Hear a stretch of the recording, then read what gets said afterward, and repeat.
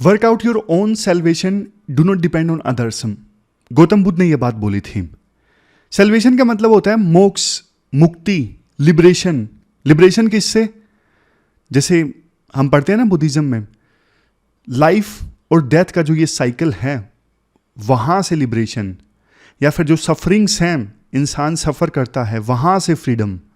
समझ गए? तो ये मतलब है सेल्वेशन का मतलब मुक्ति, मोक्ष।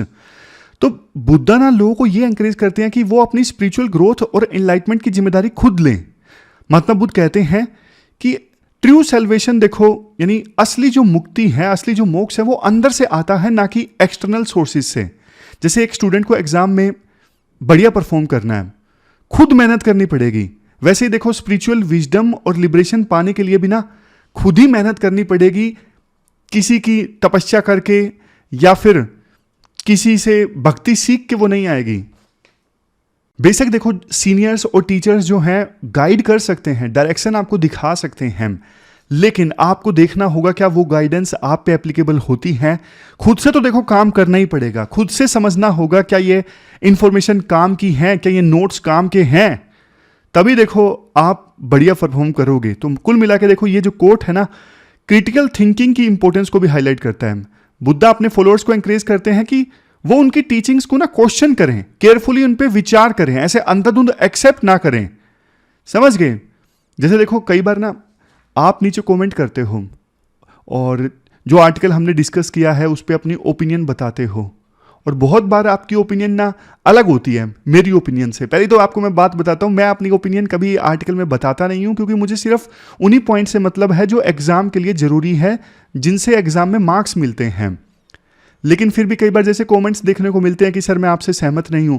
भाई इसमें क्या बुरा है? ये तो बहुत बढ़िया बात है ना। केयरफुली सोचो, कभी भी किसी को ब्लाइंडली फॉलो मत करो, कोई भी हो, चाहे प्रधानमंत्री मोदी हो, राहुल गांधी हो, कोई भी हो। आप क्रिटिकल थिंकिंग जरूर रखिए हमेशा। इवन टीचर की बात को भी ना वैसे की वैसे मत लीजिए। रिस्पेक्ट जरूर होनी चाहिए टीचर्स के लिए, लेकिन क्रिटिकल थिंकिंग जरूर होनी चाहिए। अगर उन्होंने कोई पॉइंट दिया है तो सोचिए, उनका पॉइंट गलत भी हो सकता है।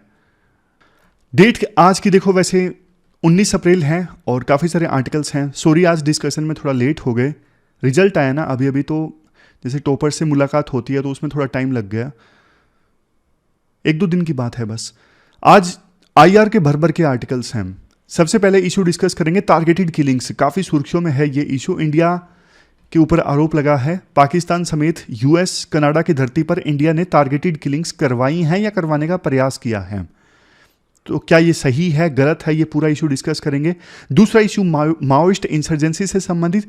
तीसरा के नारायणन का इशू है, वर्ल्ड में इंस्टेबिलिटी है। ये अक्सर इस प्रकार के आर्टिकल लिखते हैं कि वर्ल्ड में बहुत ज़्यादा रिस्क है, कैओस है, इंस्टेबिलिटी है। अक्सर इस प्रकार के आर्टिकल ये लिखते हैं। पहले एनएसए थे, के नारायणन। और लास्ट में देखो साउथ चाइना सी से संबंधित आर्टिकल है। बहुत ज़्यादा पॉइंट्स नहीं है, लेकिन 3-4 जो नए नए पॉइंट हैं उनको डिस्कस कर लेंगे। अदरवाइज ये इशू तो हमने पहले भी डिस्कस किया है, कैसे साउथ चाइना के सी के संदर्भ में इंडिया की जो अप्रोच है वो चेंज हो रही है। चलिए डिस्कशन स्टार्ट करते हैं। आज के डिस्कशन में first important article targeted killings से संबंधित है। आप देखो सिलेबस में जीएस पेपर 3 के इस टॉपिक से आर्टिकल को रिलेट कर सकते हो। क्या कंटेस्ट है? जैसे देखो यूएस का फेमस न्यूज़पेपर है ना एनवाई टाइम्स, उसी प्रकार से यूके का एक फेमस न्यूज़पेपर है गार्डियन। इन्होंने ना इसी महीने के शुरुआत में एक रिपोर्ट छापी कि इंडिया ने 2020 के बाद से लेकर अभी तक पाकिस्तान में 20 से ज़्यादा टारगेटेड किलिंग्स करवाई हैं। टारगेटेड किलिंग्स मतलब वहाँ पे इंडिया ने आतंकवादियों को मरवाया है पाकिस्तान की धरती पर। कैसे मरवाया? देखो कोई इंडियन एजेंट्स नहीं गए पाकिस्तान में। जैसे पाकिस्तान में कोई युवा पर्सन है, गरीब है, उसको सुपारी दी गई, और सुपारी भी डायरेक्ट नहीं दी। इस प्रकार से मेथोडोलॉजी अपनाई गई कि पाकिस्तान के लोगों को ही सुपारी दी गई कुछ आतंकवादियों को मरवाने के लिए। और जहाँ पे पैसे काम नहीं आए, इवन रिलीजन का भी इस्तेमाल किया गया कन्विंस करवाने के लिए कि वो धर्म के लिए खतरा है, इस्लाम के लिए खतरा है, इसे मार दो। तो ये मेथोडोलॉजी रही। हमारे जो डिफेंस मिनिस्टर हैं राजनाथ सिंह, उन्होंने भी हाल ही में एक इंटरव्यू में दावा किया कि पाकिस्तान में हम घुस के मारेंगे अगर पाकिस्तान आतंकवाद फैलाएगा तो। इवन देखो प्रधानमंत्री मोदी ने भी यही बोला कि आतंकवादियों को घुस कर मारा जाता है इस स्ट्रोंग सरकार के अंतर्गत। इसके अलावा देखो कनाडा की धरती पर निज्जर की हत्या और यूएस की धरती पर कोशिश की गई पन्नू की हत्या की। ये मामले भी काफ़ी ज़्यादा सुर्खियों में आए। यूएस ने इंडिया से जवाब मांगा और कनाडा ने तो सीधा सीधा इंडिया पे आरोप लगा दिया। समझ गए? तो इसी इशू को हम डिटेल से डिस्कस करते हैं। पहला तो देखो बैकग्राउंड समझते हैं। टारगेटेड किलिंग्स का मतलब अगर लिखना हो आंसर के अंदर तो क्या लिखोगे? देखो, सरकार जब किसी स्पेसिफिक इंडिविजुअल को टारगेट करके उसे मारती है तो ये टारगेटेड किलिंग है। देखो, ये बहुत कंट्रोवर्शियल है इंटरनेशनल लॉ के हिसाब से, लेकिन कब इसे मोरली जस्टिफाई किया जा सकता है? इसे 3 सिनेरियोज में ना मोरली जस्टिफाई किया जा सकता है। कौन से 3 सिनेरियोज हैं? मान लीजिए जिसकी टारगेटेड किलिंग की गई है वो एक डेजिग्नेटेड टेररिस्ट हो, यूएन ने भी उसे टेररिस्ट करार दिया हो। ये पहला रीजन है, पहला सिनेरियो है जब उसको मारना, उस पर्सन को मारना जस्टिफाई किया जा सकता है अगर वो पर्सन यूएन द्वारा डेजिग्नेटेड टेररिस्ट है, यूनाइटेड नेशन सिक्योरिटी काउंसिल की डेजिग्नेशन लिस्ट में उसका नाम है। दूसरा सिनेरियो ये है जब उस पर्सन को एक्स्ट्राडाइट करना मुश्किल हो। फॉर एग्जाम्पल, किसी ने देखो इंडिया में बॉम्ब ब्लास्ट करवा दिया और वो भाग गया पाकिस्तान में, या फिर पाकिस्तान में रहकर ही बॉम्ब ब्लास्ट करवाया। अब पाकिस्तान तो उस पर्सन का एक्स्ट्राडिशन करेगा नहीं, उसको भारत को सौंपेगा नहीं।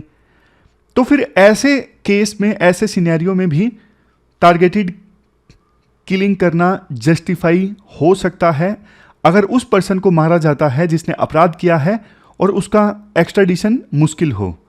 तीसरा, अगर कोई पर्सन देखो एक्टिवली टेररिज्म में इन्वॉल्व हो, जो अभी भी इंडिया के खिलाफ मान लीजिए टेररिज्म स्प्रेड कर रहा है, तब भी उस पर्सन को किसी विदेशी धरती पर मारा जा सकता है।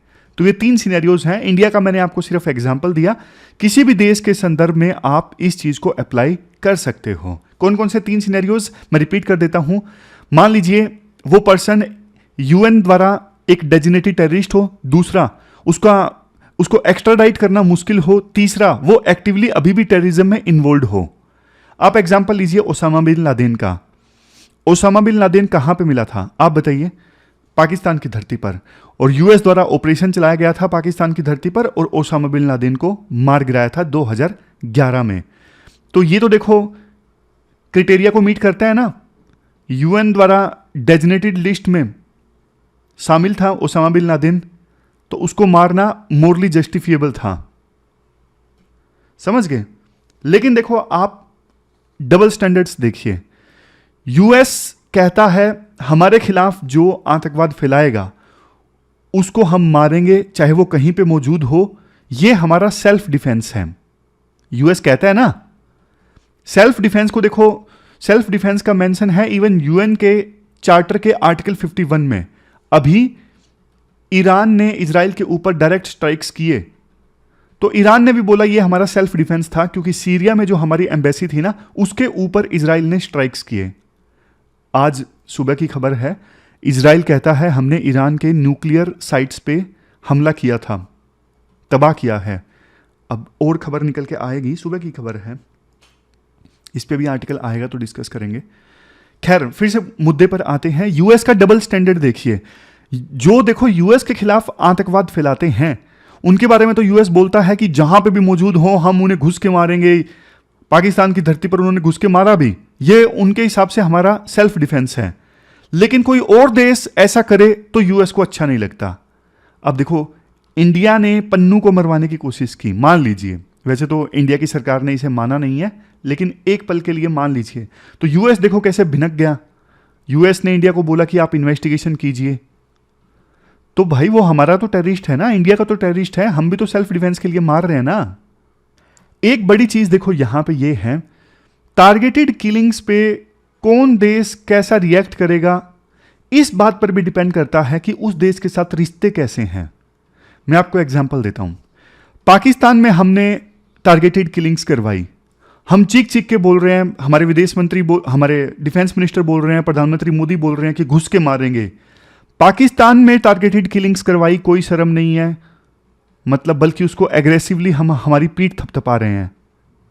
लेकिन यूएस में पन्नू को मरवाने की कोशिश की, यूएस के साथ रिश्ते अच्छे हैं, तो फिर यूएस को हमने बोला कि आप सबूत दीजिए, हम इन्वेस्टिगेशन करवाएंगे। यूएस को हमने कुछ नहीं बोला, न पीठ थपथपाई, बल्कि यूएस के कहने पे हमने कहा कि इन्वेस्टिगेशन करवाते हैं। और कनाडा ने जब इंडिया पे आरोप लगाया कि आपने निज्जर की हत्या करवाई, तो फिर इंडिया ने बोला अरे भाई सबूत तो लाके दो। तो इंडिया ने थोड़े कड़े लहजे में कनाडा को सबूत लाने के लिए कहा।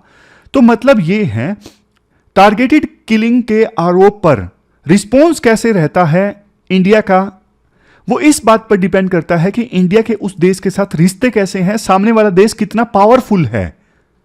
हमारा रिस्पॉन्स पाकिस्तान, यूएस, कनाडा तीनों के कंटेक्स्ट में ना अलग अलग है।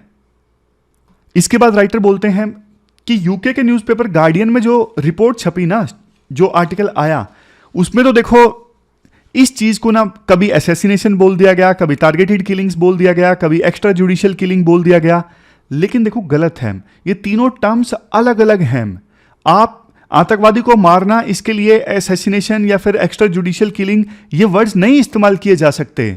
आप बदल बदल के इन्हीं वर्ड्स को इस्तेमाल कर रहे हो टारगेटेड किलिंग्स के लिए, जो कि गलत है। इसके बाद देखो एक पॉइंट ये बोला जाता है, देखो यूएस और इजराइल अक्सर अपने दुश्मनों को दूसरे देशों की धरती पर मारते रहते हैं। इजराइल फेमस है इस चीज के लिए, ईरान के न्यूक्लियर साइंटिस्ट को मरवाने के लिए इजराइल ने बहुत सारे ऑपरेशंस चलवाए हैं और बहुत सारे साइंटिस्ट को मरवाया भी है, ईरान के न्यूक्लियर साइंटिस्ट को। बट देखो इवन इंडिया और यूएस के बीच में ये कोई बहुत बड़ा इशू नहीं है कि पन्नू को मरवाने की कोशिश की। दोनों के रिश्ते बहुत मजबूत है और एक घटना से कमजोर होने वाले नहीं है। लेकिन इंडिया को ना इंटरनेशनल मैसेजिंग पे जरूर ध्यान देना चाहिए। इंडिया ना एक डेमोक्रेटिक कंट्री है, और डेमोक्रेसीज में जब इंडिया का क्रिटिसिज्म होता है ना, तो पूरी तरह से इंडिया इग्नोर मत करे। इंडिया अपनी इमेज पे भी काम करे, पीआर पे भी काम करे। ऐसा नहीं कि हाँ क्रिटिसिज्म हो रहा है तो होने दो, चल रहा है तो चलने दो, नहीं। टारगेटेड किलिंग्स जब इंडिया करवाए तो मैसेजिंग पे जरूर ध्यान दे, पीआर पे, अपने पब्लिक रिलेशंस पे जरूर ध्यान दे, अपनी इमेज पे जरूर ध्यान दे। क्योंकि ये यूएस और कनाडा जैसे देश है ना, ये डेमोक्रेसीज हैं। तो यहां पे क्रिटिसिज्म जब होता है ना, तो इन देशों की सरकारें भी इफेक्ट होती हैं। लास्ट में राइटर ये बोलते हैं, ये जो टारगेटेड किलिंग्स का इशू है ना, इसमें बहुत सारे राइट्स और बहुत सारे इंटरनेशनल लॉज इन्वॉल्व हैं। जैसे देखो ह्यूमैनिटेरियन लॉ है। अब एक पक्ष ये भी है, जिनको इंडिया ने पाकिस्तान की धरती पर मरवाया, पाकिस्तान कहता है वो आतंकवादी नहीं थे।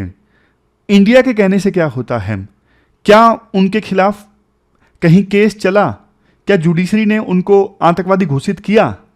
अब इस पर भी डिबेट हो सकती है कि पाकिस्तान की जुडिशरी में केस चलेगा तो वो तो बरी कर देंगे, और इंडिया की जुडिशरी के सामने केस चलाने के लिए पहले तो उनको लाना पड़ेगा ना इंडिया में। लेकिन जो भी हो, ह्यूमैनिटेरियन लॉ ये कहता है आप किसी को आरोप साबित होने से पहले मार नहीं सकते। लेकिन टारगेटेड किलिंग्स में फिर ह्यूमैनिटेरियन लॉ का वायलेशन हो जाता है। यहां पे नेशनल सोवरेनिटी का इशू है। नेशनल सोवरेनिटी मतलब यूएस बोलेगा, कनाडा बोलेगा कि आपने हमारी सोवरेनिटी का वायलेशन किया है, हमारी धरती पर आके हमसे पूछे बिना आप कैसे ऑपरेशन चला सकते हो। फिर ह्यूमन राइट्स का भी इशू है। इन सब के बीच में ना बैलेंस इस्टेब्लिश करना मुश्किल हो जाता है। इस वजह से टारगेटेड किलिंग्स को लीगली तो जस्टिफाई नहीं किया जा सकता, समझे। लेकिन हाँ, मोरली जरूर किया जा सकता है, अगर वो शुरुआत में जो 3 कंडीशंस मैंने आपको बताई थी, अगर वो फुलफिल होती हो तो। आजकल देखो टारगेटेड किलिंग्स ना और भी ज्यादा इजी हो गई हैं। जैसे इराक की धरती पर यूएस ने ईरान के एक कमांडर, रेवोल्यूशनरी फोर्सेस के जो कमांडर थे ना सुलेमानी, उनकी हत्या करवाई थी। तो इस प्रकार से ड्रोन वगैरह की सहायता से, टेक्नोलॉजी की सहायता से ये जो टारगेटेड किलिंग्स है ना, रिलेटिवली इजी हो गई है। लेकिन कोलैटरल डैमेज भी होता है।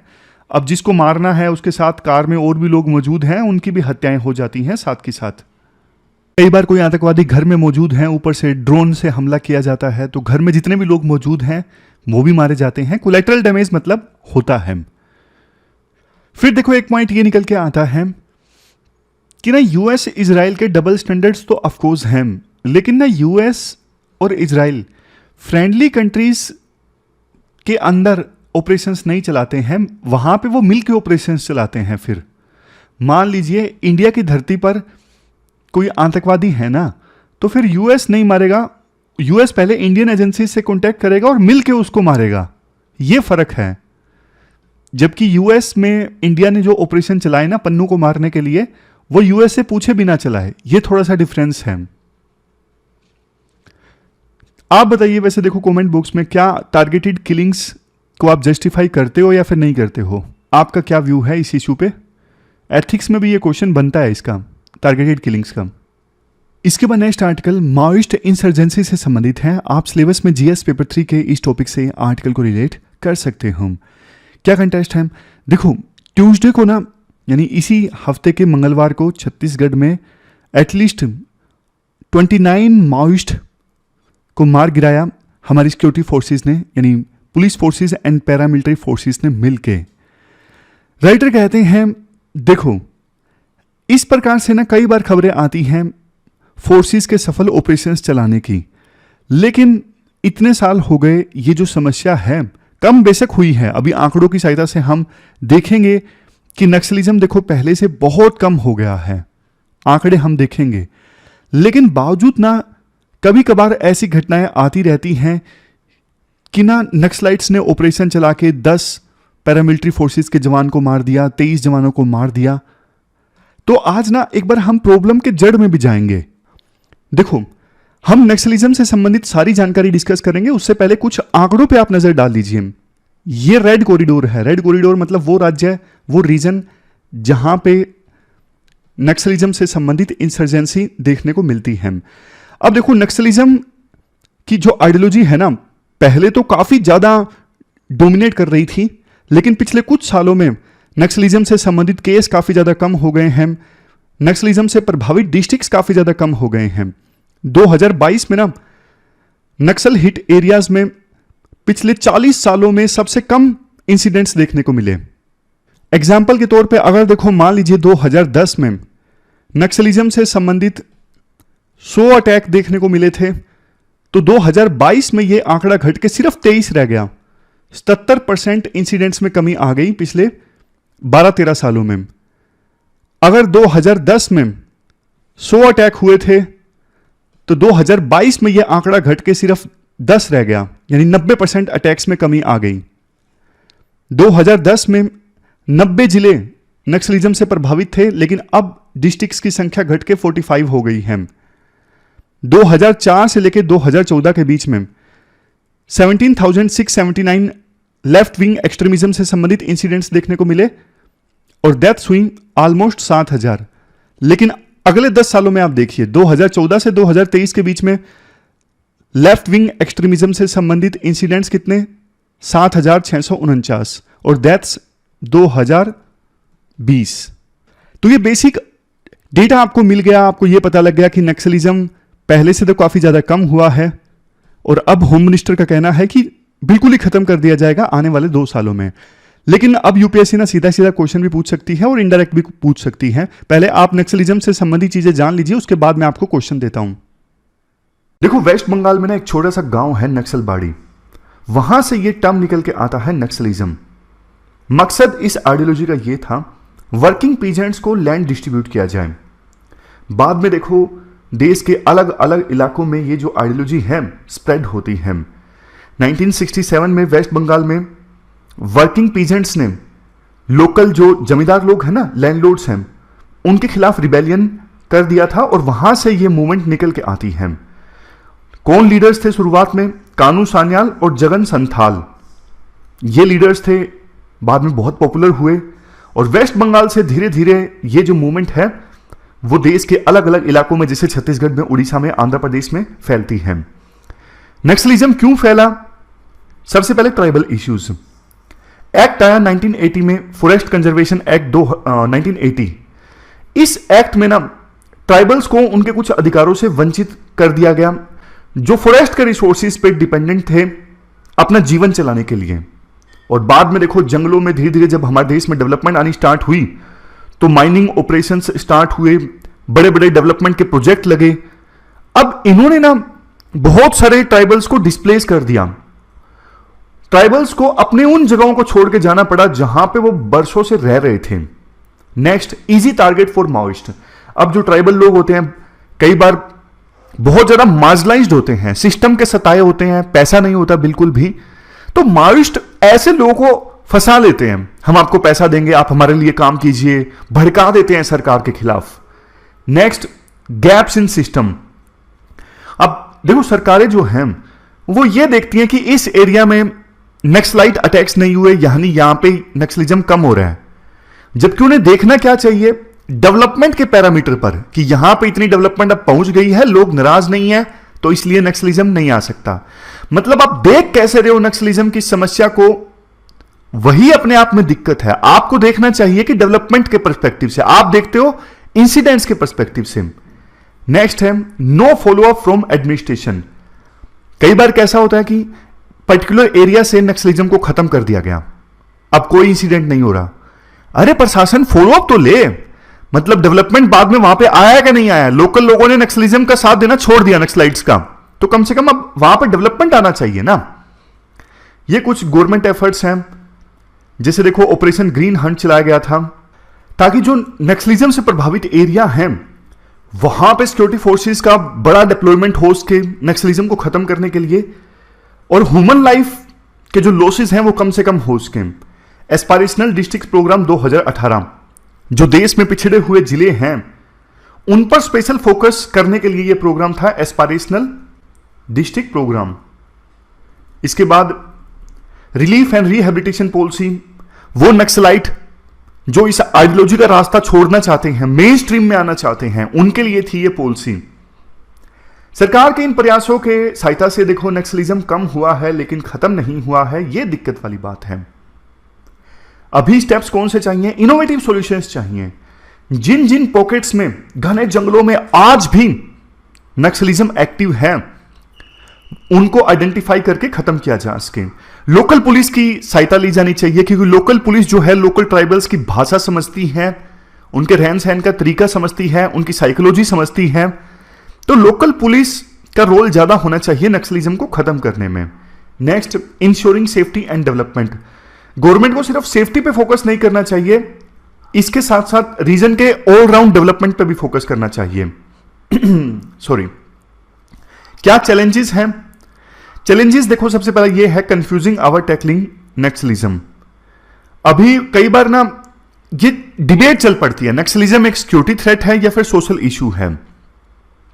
स्टेट गवर्नमेंट्स को बहुत बार ये लगता है कि नक्सलिज्म तो एक सेंट्रल गवर्नमेंट का इशू है और हमें बहुत ज्यादा इनिशिएटिव्स लेने की आवश्यकता नहीं है इस इशू को एड्रेस करने के लिए। सॉरी, थोड़ा जुकाम हो गया।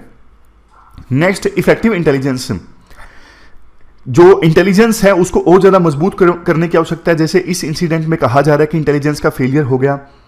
नेक्स्ट, रिसोर्सेज का जो डिस्ट्रीब्यूशन है नक्सलाइट अफेक्टेड एरिया में वो ठीक से होना चाहिए, मतलब कोई ऐसा पर्सन ना हो, कोई ऐसा सेक्शन ना हो जो डेवलपमेंट के फ्रूट से वंचित रह जाए। गवर्नमेंट के एफर्ट्स का सक्सेस देखें तो सेंट्रल कमेटी पोलित ब्यूरो के जो मेंबर्स हैं वो या तो मारे जा चुके हैं या फिर उनको अरेस्ट किया जा चुका है सिक्योरिटी फोर्सेस के द्वारा, और वायलेंट अटैक्स भी काफी कम हो गए हैं। वे अहेड क्या होना चाहिए? सबसे पहले स्टेट गवर्नमेंट को इस समस्या को खत्म करने के लिए आगे आना चाहिए और सेंट्रल गवर्नमेंट की हेल्प लेनी चाहिए जहां पर रिक्वायर्ड है। नेक्स्ट, इनोवेशन की बात करें, इनोवेटिव मेजर्स लेने की आवश्यकता है नक्सलिज्म की समस्या को टैकल करने के लिए, जो हमने पहले भी डिस्कस किया। और सबसे लास्ट में डेवलपमेंट एंड सिक्योरिटी। जो पीस लविंग पीपल हैं, मतलब जो ना नक्सलिज्म के खिलाफ है, ना साथ है, ना गवर्नमेंट के साथ है, ना खिलाफ है, बस वो पीस चाहते हैं, ऐसे लोगों को तंग ना किया जाए सरकार के द्वारा भी और नक्सलिज्म के द्वारा भी। नक्सलिज्म जो नक्सलाइट्स हैं उनके ऊपर तो सरकार का बस नहीं है, लेकिन सरकार कम से कम इस मामले में एक्शन ले सकती है। लोकल पुलिस को इफेक्टिव बनाया जाए या नहीं बनाया जाए, अभी हमने डिस्कस कर लिया कि लोकल पुलिस को टेरेन की जानकारी होती है, नक्सलाइट्स जो है उनकी भाषा की जानकारी होती है, तो लोकल पुलिस को लीड लेना चाहिए नक्सलिज्म को खत्म करने में। इसके बाद नेक्स्ट आर्टिकल देखो M.K. नारायणन का है। आप ना सिलेबस में GS पेपर सेकंड के इस टॉपिक से आर्टिकल को रिलेट कर सकते हो।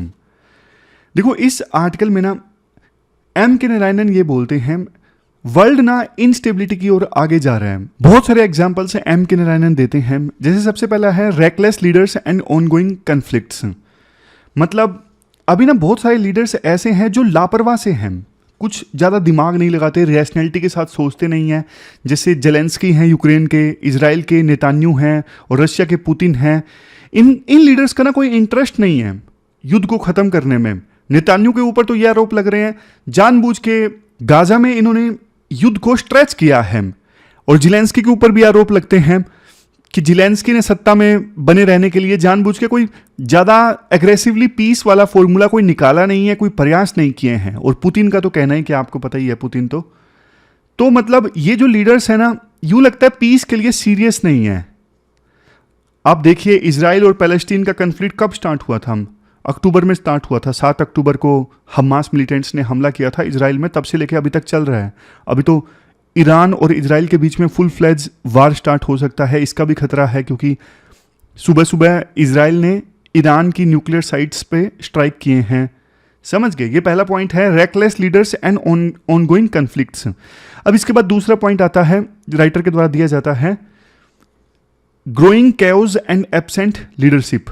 देखो इवन कोल्ड वार के दौरान ना सिचुएशन काफी खराब थी उस समय यूएस और यूएसएसआर के बीच में, बट कहीं ना कहीं देखो उस समय ना लीडर्स रिस्पॉन्सिबल थे, लीडर्स थोड़े ज्यादा टैलेंटेड थे। बट आज के समय में जिस हिसाब से कैओस है ना वर्ल्ड में, उस हिसाब के बढ़िया लीडर्स नहीं है।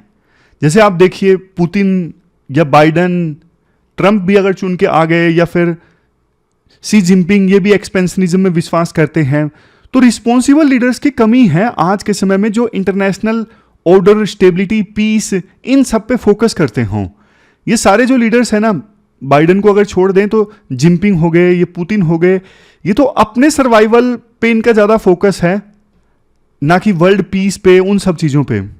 फिर एक पॉइंट ये बोला जाता है, देखो जैसे फर्स्ट वर्ल्ड वार से पहले, सेकेंड वर्ल्ड वार से पहले वर्ल्ड हिस्ट्री में हम पढ़ते हैं बहुत सारे ना अलायंसेस बन रहे थे। तो आज के समय में ना बहुत सारे नए नए अलायंसेस बन रहे हैं, जैसे China plus Russia plus Iran का अलायंस, जिसमें साउथ कोरिया भी है। दूसरी तरफ यूएस, जापान, साउथ कोरिया, ये इंडो पैसिफिक रीजन में इंक्लूडिंग इंडिया, यूरोप, ये सब यूएस के साथ हैं। इवन यूरोप के देश जो हैं वो नाटो पे डिपेंडेंट हैं अपनी सुरक्षा के लिए। तो ये जो अलायंसेस हैं ना कहीं देखो आने वाले समय में ना और ज़्यादा गहरे हो सकते हैं, और इन अलायंसेस की वजह से कन्फ्लिक्ट बढ़ने की बहुत संभावनाएं रहती है। क्योंकि एक भी देश की लड़ाई स्टार्ट हो गई ना, जैसे नाटो है, नाटो में तो प्रिंसिपल भी ये है, एक मेंबर के खिलाफ अटैक मतलब सबके खिलाफ अटैक। तो कन्फ्लिक्ट की संभावनाएं बढ़ जाती हैं इन अलायंसेस की वजह से। अगले पॉइंट में राइटर बोलते हैं, आज के समय में ना जो बड़े बड़े लीडर्स हैं ना, उनका ध्यान वर्ल्ड इकोनॉमी पे या फिर इकोनॉमी पे कम है, जियोपॉलिटिक्स पे ज़्यादा है।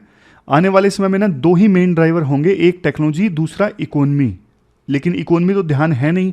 टेक्नोलॉजी, ये बात सच है, डिसरप्टर साबित हो रही है, नई नई टेक्नोलॉजीज आ रही हैं, जैसे एआई तो देखो कन्वेंशनल वार मेथोडोलॉजीज के लिए बिल्कुल थ्रेट बनता जा रहा है।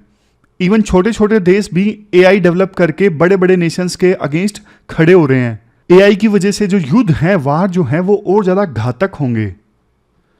और इवन देखो बातें तो ये भी होने लगी हैं कि न्यूक्लियर वेपन्स का इस्तेमाल, जो लो यील्ड न्यूक्लियर वेपन्स है ना, उनका भी इस्तेमाल किया जाए, ताकि लो स्केल वार हो तो न्यूक्लियर वेपन्स यूज किए जा सके, जिसका इंपैक्ट लिमिटेड एरिया में पड़े, ज़्यादा ना पड़े। अब देखो बिल्कुल हाई यील्ड के न्यूक्लियर वेपन्स का यूज करेंगे तो पूरे के पूरे शहर तबाह हो जाएंगे बहुत ज़्यादा। इससे तो क्रिटिसिज्म भी होता है, जैसे यूएस का क्रिटिसिज्म हुआ था 1945 में हिरोशिमा नागासाकी में न्यूक्लियर वेपन्स यूज करने के कारण।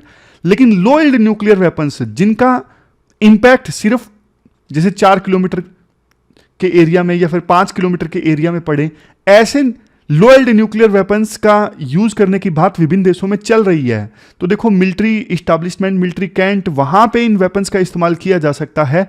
लेकिन देखो जब होगा तो फिर एक ट्रेंड सेट हो जाएगा, फिर ये कॉमन हो जाएगा। इसका बहुत बड़ा रिस्क है, बहुत बड़ा खतरा है। और पहले ना आर्म कंट्रोल ट्रीटीज हुआ करती थी, जो आज के समय में ठंडे बस्ते में हैं। बड़े देश जो हैं जैसे यूएस, रशिया, ये प्रयास भी नहीं कर रहे हैं आर्म्स को कंट्रोल करने वाली जो ट्रीटीज हैं उनको फिर से रिवाइव किया जाए। समझ गए? तो ये सारे पॉइंट्स राइटर देते हैं और फिर बोलते हैं कि वर्ल्ड जो है देखो धीरे धीरे इंस्टेबिलिटी की तरफ जा रहा है। इसके बाद नेक्स्ट आर्टिकल साउथ चाइना सी में इंडिया की अप्रोच से संबंधित है। आप देखो सिलेबस में जीएस पेपर सेकंड के इस टॉपिक से आर्टिकल को रिलेट कर सकते हो। देखो ये इशू थोड़ा सा हमने पहले भी डिस्कस किया था, मैं फिर से बोलता हूं। पहले ना साउथ चाइना सी में चाइना और विभिन्न आसियान कंट्रीज की डिस्प्यूट सामने आती थी ना, आइलैंड्स को लेके या फिर मैरीटाइम टेरिटोरियल डिस्प्यूट्स, तो इंडिया ना काफ़ी सावधानी से अपना स्टैंड बताता था, आमतौर पे न्यूट्रल रहता था इंडिया। समझ गए? ये 10 डैश लाइन है, पहले 9 डैश लाइन हुआ करती थी, फिर चाइना ने एक डैश और लगा दिया। चाइना कहता है कि ये लाल रंग की जो लाइन है ना, ये जो मैं आपको बता रहा हूँ, इसके अंदर जितना भी सारा एरिया आता है, सारे आइलैंड्स आते हैं, वो हमारे हैं, ऐसा बोलता है चाइना। जबकि देखो फिलीपींस, इंडोनेशिया, ये सारे देश बोलते हैं कि भैया इनमें से बहुत सारे आइलैंड्स हैं जो हमारे EEZ में आते हैं, एक्सक्लूसिव इकोनॉमिक जोन में आते हैं। अब चाइना के तो एक्सक्लूसिव इकोनॉमिक जोन में इतने सारे आइलैंड्स आते नहीं हैं, 200 नॉटिकल माइल्स तक का होता है एक्सक्लूसिव इकोनॉमिक जोन। लेकिन चाइना कहता है कि हिस्टोरिकली ये हमारा ही सी था, नाम भी हमारे ऊपर ही है, साउथ चाइना सी। ऐसे तो इंडिया भी बोल देगा इंडियन ओशन सारा हमारा है, इंडिया के नाम पे इसका नाम है, लेकिन चाइना मानता नहीं है किसी की। मार्च 2024 में ना भारत के विदेश मंत्री एस जयशंकर फिलीपींस की राजधानी मनीला में गए और फिलीपींस को फुल सपोर्ट किया कि नेशनल सॉवरेनिटी के मामले में हम आपका सपोर्ट करेंगे। इवन इससे पहले भी 2023 में भी इंडिया फिलीपींस का सपोर्ट कर चुका है। जॉइंट स्टेटमेंट जारी हुई थी 2023 में न्यू दिल्ली और मनीला के द्वारा, जब दोनों देशों के प्रीमियर्स की मुलाकात हुई थी। उस जॉइंट स्टेटमेंट में चाइना को बोला गया था कि आप रूल बेस्ड मैरीटाइम ऑर्डर को फॉलो कीजिए, और 2016 में जो इंटरनेशनल कोर्ट ऑफ जस्टिस का जजमेंट आया था ना फिलीपींस के फेवर में, उसको मानिए, जिसको चाइना मानता नहीं है। तो राइटर देखो सबसे मेन जो बात बोलते हैं ना, वो ये बोलते हैं, पहले हम डील करते थे ना आसियान कंट्रीज के साथ, साउथ ईस्ट एशियन कंट्रीज के साथ, हम सिर्फ इस रीजन को ना इकोनॉमी के दृष्टिकोण से देखते थे। वियतनाम के एक्सक्लूसिव इकोनॉमिक जोन में हमारी जो कंपनी है ONGC विदेश, ये एक्सप्लोरेशन भी कर रही है।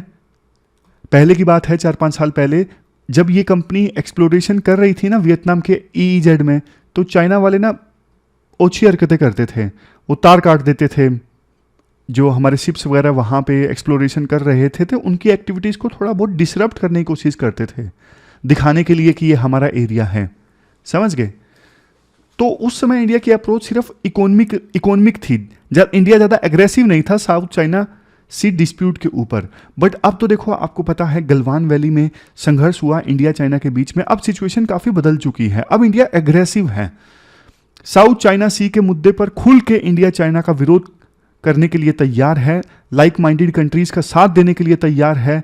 इंडिया चाहता है फ्रीडम ऑफ नेविगेशन होना चाहिए, मैरीटाइम जो डिस्प्यूट्स हैं उनको यूनाइटेड नेशंस जो सी कन्वेंशंस हैं उनके अकॉर्डिंग सोल्व किया जाए, और इंटरनेशनल कोर्ट ऑफ जस्टिस के फैसलों को चाइना माने। ये सब इंडिया अब खुल के सपोर्ट करने लगा है, कहने लगा है। अब सिर्फ देखो, India south east Asian countries के साथ में इकोनॉमिक कोऑपरेशन नहीं चाहता, स्ट्रेटेजिक कोऑपरेशन भी चाहता है, सिक्योरिटी कोऑपरेशन भी चाहता है। आपने देखा होगा साउथ ईस्ट एशियन कंट्रीज के साथ मिलकर हम सिक्योरिटी एक्सरसाइजेस करते हैं, और ये देश भी इंडिया को चाइना के अगेंस्ट एक बैलेंसर के रूप में देखते हैं। पहले इंडिया इंडियन ओशन तक सीमित रहता था, बट अब इंडिया ने अपना दायरा बढ़ा लिया है। अब इंडिया इंडो पैसिफिक रीजन में एक्टिव रहता है, ना सिर्फ इंडियन ओशन में। जब गलवान वैली में संघर्ष हुआ था ना इंडिया और चाइना के बीच, एक शिप इंडिया ने साउथ चाइना सी में भी भेजा था मैसेजिंग के लिए। कुल मिला के देखो, यही पॉइंट्स हैं जिनको घुमा फिरा के रिपीट किया जा रहा है। तो ये हमने पूरा आर्टिकल डिस्कस किया। अब लास्ट में क्वेश्चंस देख लीजिए। क्वेश्चंस देख लीजिए जो आपको अटेम्प्ट करने हैं। 2 क्वेश्चंस आज आपको अटेम्प्ट करने हैं, एक टारगेटेड किलिंग से संबंधित और दूसरा माओइस्ट इंसर्जेंसी से संबंधित। तो ये थी हमारी आज की डिस्कशन। कल मिलते हैं फिर से एक नई डिस्कशन के साथ। तब तक आप अपना ख्याल रखिए। Thank you very much for discussion.